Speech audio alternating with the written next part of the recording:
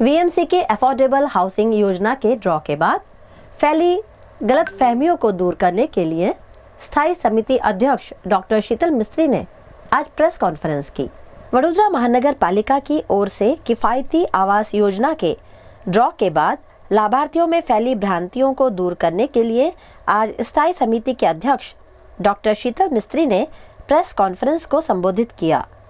इस दौरान उन्होंने अधिकारियों के साथ निर्माणाधीन आवास स्थलों का भी निरीक्षण किया। डॉक्टर शीतल मिस्त्री ने बताया कि ड्रॉ केवल योजना का प्रारंभिक चरण है।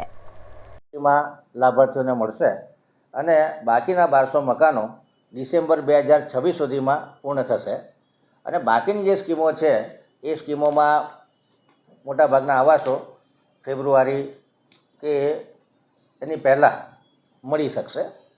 એટલે કહેવાનો મતલબ કે 2709 મકાનો છે એમાંથી આ જે 1900 મકાનો કલાલીના છે એ મે અને ડિસેમ્બર 2026 સુધીમાં લાભાર્થીઓને મળશે।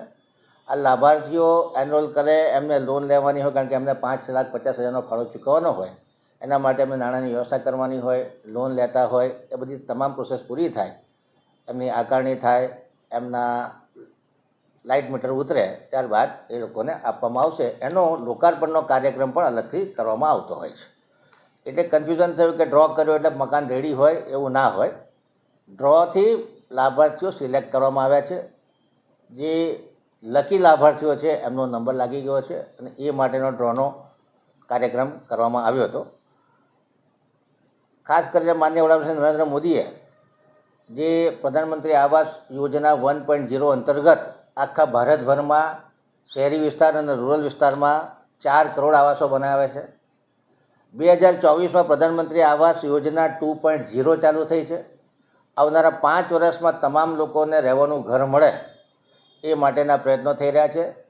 આવનારા 5 વર્ષમાં એટલે કે 2029 સુધીમાં બીજા 2 કરોડ આવાસો, જેમાંથી 1 કરોડ આવાસ શહેરી વિસ્તારમાં બનવા જવાના છે। માન્ય વડાપ્રધાન નરેન્દ્ર મોદીનું 11 વર્ષનું શાસન સેવા સુશાસન ગરીબ કલ્યાણને સમર્પિત રહ્યું છે। માન્ય વડાપ્રધાન નરેન્દ્ર મોદીનું શાસન ગરીબ, નિયો મિડલ ક્લાસ અને વંચિતો કે જે લોકો ગરીબ તબક્કાના છે, અંત્યોદયની વિચારધારાને આધારે એમનું ઇરિવર્સિબલ એમ્પાવરમેન્ટ થાય, એટલે કે અફલ સશક્તિકરણ થાય, એ દિશામાં કામ કરી રહ્યા છે।